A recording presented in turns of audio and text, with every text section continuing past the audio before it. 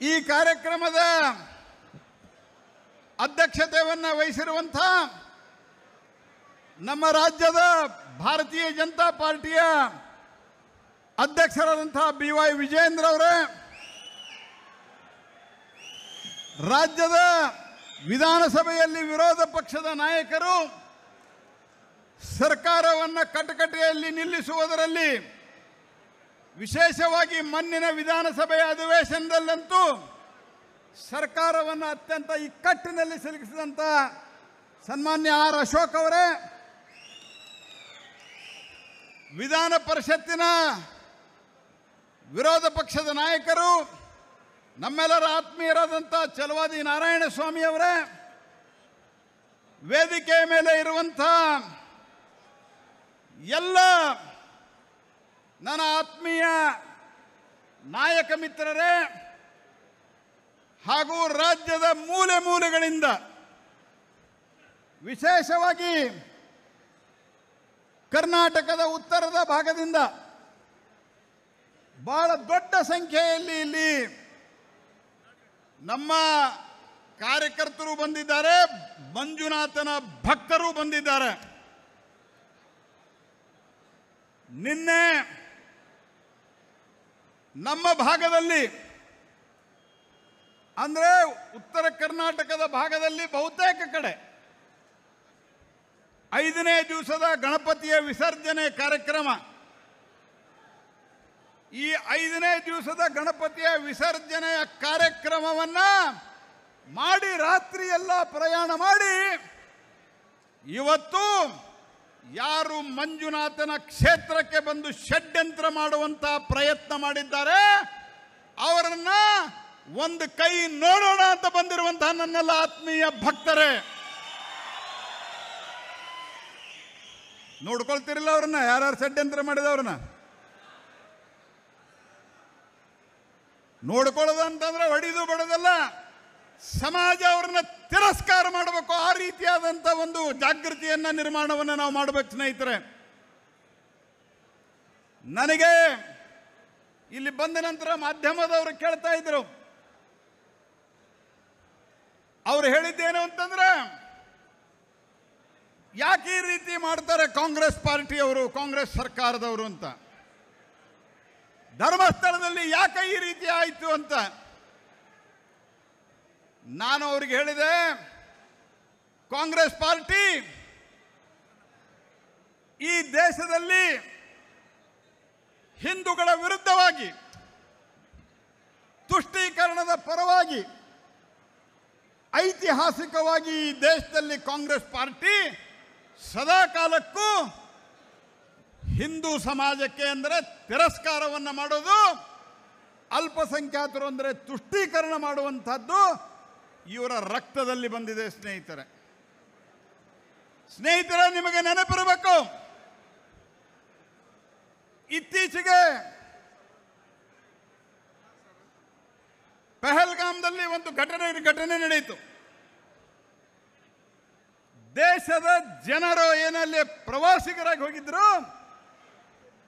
ಆ ಪ್ರವಾಸಿಗರ ಧರ್ಮವನ್ನು ಕೇಳಿ ಅವರನ್ನು ಹತ್ಯೆ ಮಾಡಿದರು. ಆ ಹತ್ಯೆ ಮಾಡಿದ ನಂತರ ಆಪರೇಷನ್ ಸಿಂಧೂರ ನಡೆಯಿತು. ಈ ಆಪರೇಷನ್ ಸಿಂಧೂರದ ಸಮಯ ಪಾಕಿಸ್ತಾನ ಕೇಳಬಹುದಾದಂತಹ ಪ್ರಶ್ನೆಯನ್ನು ಕಾಂಗ್ರೆಸ್ ಪಾರ್ಟಿಯವರು ಸರ್ಕಾರಕ್ಕೆ ಕೇಳ್ತಾ ಇದ್ದರು. ಸ್ನೇಹಿತರೆ, ಅಷ್ಟೇ ಅಲ್ಲ, ಆ ಸಂದರ್ಭದಲ್ಲಿ ತಿಂಗಳುಗಟ್ಟಲೆ ನಮ್ಮ ಸದನವನ್ನು ನಡೀಲಿಕ್ಕೆ ಬಿಡಲಿಲ್ಲ. ಲೋಕಸಭೆ ಮತ್ತು ರಾಜ್ಯಸಭೆಯನ್ನು ನಾವು ಕಾಂಗ್ರೆಸ್ ಪಾರ್ಟಿ ಮತ್ತು ಅವರ ಸ್ನೇಹಿತರ ಜೊತೆಗೆ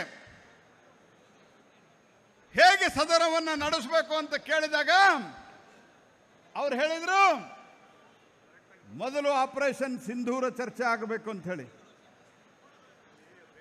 ಆದರೆ ಆಪರೇಷನ್ ಸಿಂಧೂರದ ಚರ್ಚೆಯ ಸಂದರ್ಭದಲ್ಲಿ ಸ್ನೇಹಿತರೆ, ನಿಮಗೆ ನೆನಪಿರಬೇಕು, ಈ ದೇಶದಲ್ಲಿ ಭಯೋತ್ಪಾದನೆ ಘಟನೆಗಳು ಅನೇಕ ನಡೆದು ವಿಶೇಷವಾಗಿ ಸೋನಿಯಾ ಗಾಂಧಿ ಮನಮೋಹನ್ ಸಿಂಗ್ ಸರ್ಕಾರದ ಅವಧಿಯೊಳಗೆ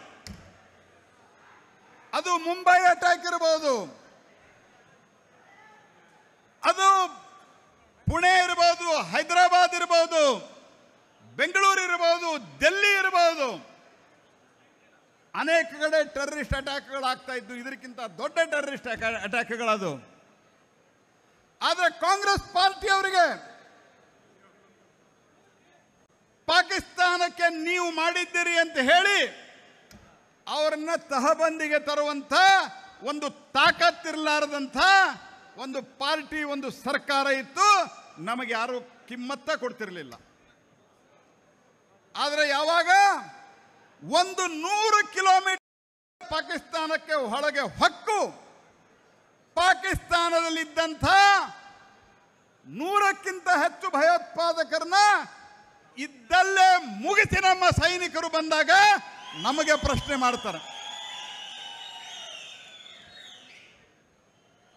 ಚಿದಂಬರ ಪ್ರಶ್ನೆ ಏನು? ನಮ್ಮ ಅನೇಕ ಎಂಪಿಗಳಿಲ್ಲಿದ್ದಾರೆ.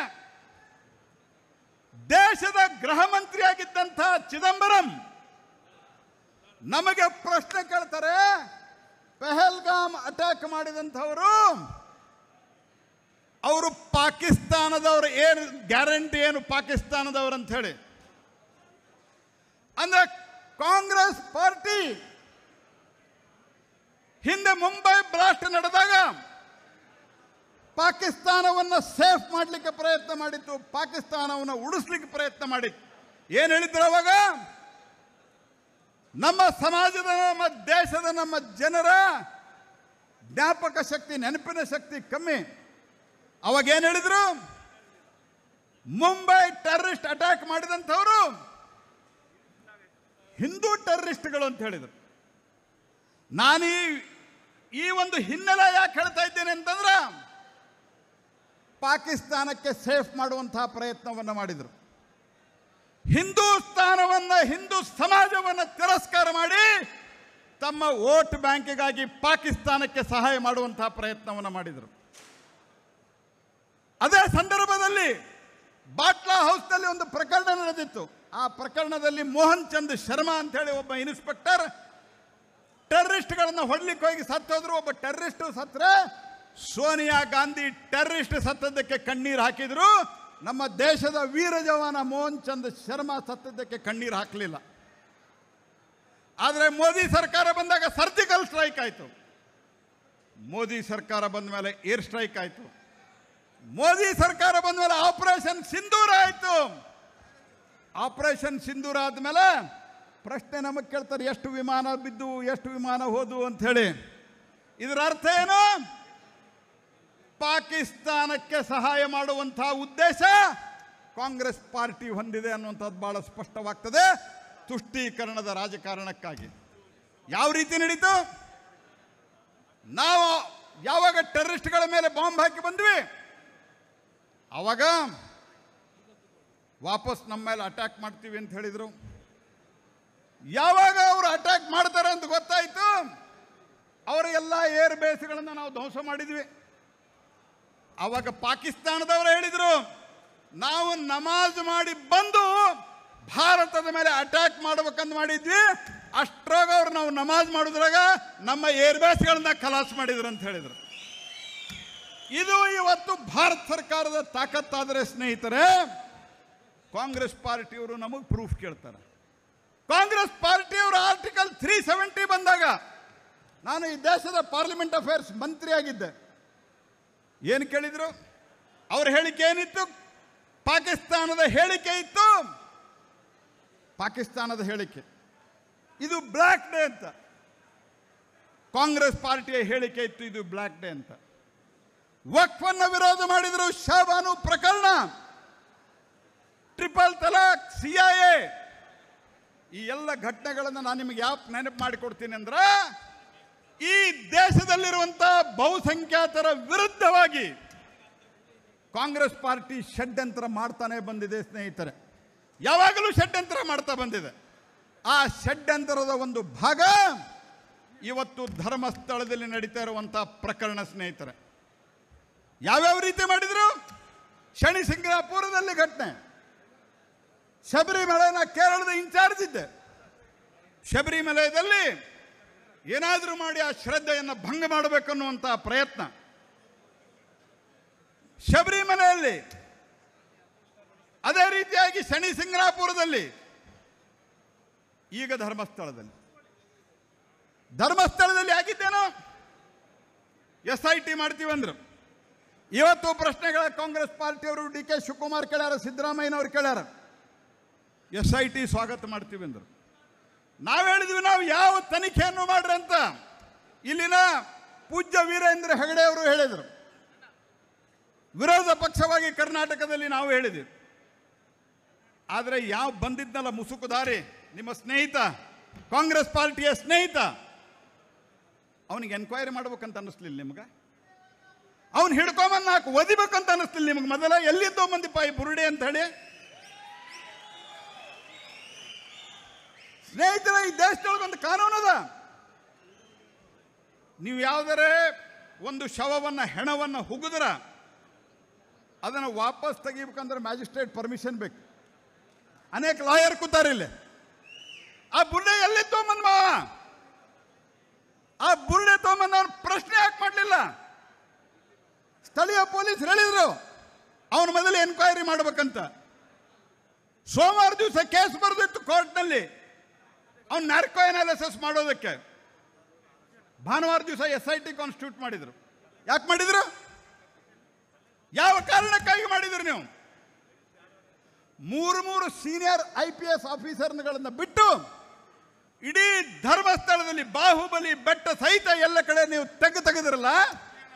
ಬೇರೆ ಎಲ್ಲರೂ ಹೋಗಿ ಮಾಡ್ರಿ ನೋಡೋಣ. ನಾವೆಲ್ಲರೂ ಹೇಳ್ತೀವಿ, ನಾವು ಒಂದು ಕಡೆ ಇನ್ನೊಂದು ಧರ್ಮದ ಜಾಗದಲ್ಲಿ, ಇನ್ನೊಂದದವರ ಸಮಾಜದವರ ಜಾಗದಲ್ಲಿ, ಅವರ ಶ್ರದ್ಧಾ ಭೂಮಿಯಲ್ಲಿ ನಾನು ಯಾರನ್ನೊಬ್ಬನ ಹುಗಿದೀನಿ ಅಂತೀನಿ. ದರ್ಗಾದಾಗಂತೂ ಎಲ್ಲರೂ ಹುಗ್ದ ಇರ್ತಾರೆ ಅಣ್ಣ, ನಾನೊಂದು ಇನ್ನೊಂದು ಹುಗಿದೀನಿ ಅಂತೀನ. ಹೋಗಿ ಆಗಿರಿ ನೋಡೋಣ ನಿಮ್ಮ ತಾಕತ್ತಿದ್ರೆ. ಹಿಂದೂಗಳಂದ್ರೆ ಕೇಳೋರಿಲ್ಲ. ಅಗದ್ರಪ್ಪ ಹೋಗ್ಲಿ, ಅವ ಒಂದಂದ ತೆಗೆದ್ರು, 2 ಆತು, 3 ಆತು, 17 ಆದ್ರು ರೀ. 17 ಆದ್ರೂ ಬಿಡ್ಲಿಕ್ಕೆ ತಯಾರಿದ್ದಿಲ್ಲ. ಯಾವಾಗ ಇಡೀ ರಾಜ್ಯದೊಳಗೆ ಜನ ಚೀತು ಅಂತ ಹೇಳಿ ಸಿದ್ದರಾಮಯ್ಯನವ್ರಿಗೆ, DK ಶಿವಕುಮಾರ್ ಅವ್ರಿಗೆ ಉಗಿಲಿಕ್ಕೆ ಶುರು ಮಾಡಿದ್ರು, ಆವಾಗ ಇದು ಬಂದಾಯ್ತು. ಇದ್ರೊಳಗೆ ಸಂಪೂರ್ಣವಾದಂಥ ಷಡ್ಯಂತ್ರ ಇದೆ. ನಾನು ಇವತ್ತು ಹೇಳ್ತಾ ಇದ್ದೇನೆ, ವಿಶೇಷವಾಗಿ ದೇಶದಲ್ಲಿಯೂ ಆಯಿತು ಮತ್ತು ಕಳೆದ 30-40 ವರ್ಷಗಳಿಂದ ಸದಾನಂದ ಗೌಡರು ಇಲ್ಲಿ ಹಿರಿಯರಾಗಿ ಸಾಕ್ಷಿ ಇದ್ದಾರೆ. ಸುಮಾರು 30-40 ವರ್ಷದಿಂದ ದಕ್ಷಿಣ ಕನ್ನಡದಲ್ಲಿ ಏನು ಪ್ರಯತ್ನ ಮಾಡಿದ್ರು ಭಾರತೀಯ ಜನತಾ ಪಾರ್ಟಿಯನ್ನು ಹಿಂದುತ್ವದ ಪರವಾಗಿರುವಂತಹ ಏಕೈಕ ಪಾರ್ಟಿ, ಈ ಪಾರ್ಟಿಯನ್ನು ಹಿಮ್ಮೆಟ್ಟಿಸಲಿಕ್ಕೆ ಸಾಧ್ಯ ಆಗಲಿಲ್ಲ ಸ್ನೇಹಿತರೆ. ಆ ಕಾರಣಕ್ಕಾಗಿ ಇಲ್ಲಿನ ದೇವಸ್ಥಾನಗಳು, ಇಲ್ಲಿನ ಶ್ರದ್ಧಾ ಕೇಂದ್ರಗಳು, ಇಲ್ಲಿನ ನಮ್ಮ ಸಮಾಜದಲ್ಲಿರುವಂಥ ನಮ್ಮ ಧಾರ್ಮಿಕ ಮುಖಂಡರ ಅವರ ನಡವಳಿಕೆಯ ಮೇಲೆ ಪ್ರಶ್ನೆ ಚಿಹ್ನೆಯನ್ನು ಹಾಕಿದ್ರೆ ಹಿಂದುತ್ವ ಅಳಗಾಡಬಹುದು ಅನ್ನುವಂಥ ಒಂದು ದುಷ್ಟ ವಿಚಾರದಿಂದ ಇವತ್ತು ನಮ್ಮ ದೇಶದೊಳಗೆ ಏನು ಕಾಂಗ್ರೆಸ್ ಪಾರ್ಟಿ ಅಂತಿದೆ, ಈ ಕಾಂಗ್ರೆಸ್ ಪಾರ್ಟಿ ದೇಶದ ವಿಭಜನೆಯ ಕಾಲದಿಂದ ಒಂದು ವರ್ಗದ ಪರವಾಗಿ ನಿಂತು, ಇವ್ರದ್ದು ಥಿಯರಿ ಏನದ? Vote bank. ಇವರ ಧ್ಯೇಯ ಏನದ? ಡೆಮಾಕ್ರಸಿ ಒಳಗೆ ಒಂದು ಮಾತು ಹೇಳ್ತಾರೆ, for the people, by the people, to the people ಅಂತ. ಇವರು for the vote bank, to the vote bank, by the vote bank ಇವರು. ಸ್ನೇಹಿತರೆ, ಇವತ್ತು ನಾವು ಒಂದು ನಿರ್ಣಯಕ್ಕೆ ಬರಬೇಕಾಗಿದೆ. ಈ ರೀತಿಯಾಗಿ ಯಾರು ನಡ್ಕೊಳ್ತಾರೆ ಮತ್ತು ಇವರಿಗೆ ಗೊತ್ತಿಲ್ಲ, ಇಲ್ಲಿ ಕೇವಲ ಒಂದು ವರ್ಗದವರು ಬರೋದಿಲ್ಲ. ಹುಬ್ಬಳ್ಳಿ, ಧಾರವಾಡ ಆ ಭಾಗದಿಂದ, ಹಾವೇರಿ, ಗದಗ, ಬಾಗಲಕೋಟೆ, ಬಿಜಾಪುರ, ಇಲ್ಲಿಂದ ಎಲ್ಲ ವರ್ಗದವರು, ಅದರಲ್ಲೂ ಕೂಡ ಅತ್ಯಂತ ಹಿಂದುಳಿದ ವರ್ಗದವರು, SC ST ಜನಾಂಗದವರು ಬಂದು ಅಣ್ಣಪ್ಪನ ಮುಂದೆ ನಮಸ್ಕಾರ ಹಾಕಿ ಮಂಜುನಾಥನಿಗೆ ಮುಡಿ ಇಟ್ಕೊಟ್ಟು ಹೋಗುವಂತಹ ಒಂದು ಸಂಪ್ರದಾಯ ನಮ್ಮ ನಾಡಿನಲ್ಲಿದೆ. ಆ ಮಂಜುನಾಥನ, ಆ ಅಣ್ಣಪ್ಪ ಸ್ವಾಮಿಯ ಪ್ರಭಾವವನ್ನು ಕಮ್ಮಿ ಮಾಡಬೇಕು. ಪಾಪ ಇಲ್ಲ, ಪುಣ್ಯ ಇಲ್ಲ ಹಿಂದೂದಲ್ಲಿ ಅಂತೇಳಿ ತೋರಿಸಿ ನಮ್ಮ ಸಮಾಜವನ್ನು ಒಡಿಬೇಕು, ಶ್ರದ್ಧೆ ಕಮ್ಮಿ ಮಾಡಬೇಕು. ಇಡೀ ದೇಶದಲ್ಲಿ ಇದನ್ನೇ ತೋರಿಸ್ತಾ ಹೋಗಬೇಕನ್ನುವಂಥ ಒಂದು ಬಹುದೊಡ್ಡ ಷಡ್ಯಂತ್ರ ಇದರಲ್ಲಿ ಇದೆ ಸ್ನೇಹಿತರೆ. ಹಾಗಾಗಿ ಈಗ ಹೊಸದಾಗಿ ಶುರು ಮಾಡೋದು ಮೈಸೂರದ ಚಾಮುಂಡೇಶ್ವರಿ ಬೆಟ್ಟ, ಅದು ಹಿಂದೂಗಳದಲ್ಲಂತ. ಯಾರ್ದ್ರಿ ಹಿಂದೂಗಳಲ್ಲ ಅಂತಂದ್ರೆ DK ಶಿವಕುಮಾರ್, ಅದು ಮುಜರಾಯಿ ಇಲಾಖೆಯಲ್ಲದಂದ್ರೆ ಹಿಂದೂ ದೇವಸ್ಥಾನದಲ್ಲಿ ಬರ್ತದೆ. ಇಷ್ಟಾದರೂ ನಿಮಗೆ ಗೊತ್ತಿರ್ಬೇಕಲ್ಲ, ಏನು ಅದ್ರೂ ಹೊಡಿಬೇಕಂತ ಮಾಡಿರಿ ನೀವು. ಅಲ್ಲೇ ಒಂದು ಯಾವುದೋ ಬೆಟ್ಟವನ್ನು ಯೇಸು ಬೆಟ್ಟ ಅಂತ ಮಾಡ್ಲಿಕ್ಕೆ ಕೊಟ್ರು, ತಲಾಂತರದಿಂದ ಇದ್ದಂಥದ್ದನ್ನು ರಾಮನಗರದಾಗ ಕಪಾಲಿ ಬೆಟ್ಟ. ಹಂಗೆ ಈ ಬೆಟ್ಟ ಏನ್ರಿ ಮಾಡ್ಲಿಕ್ಕೆ ಹೊಟ್ರೇನ್ರಿ DK ಶಿವಕುಮಾರ್? ಏನು ನಡೆಸಿರಿ ನೀವು ರಾಜ್ಯದೊಳಗ?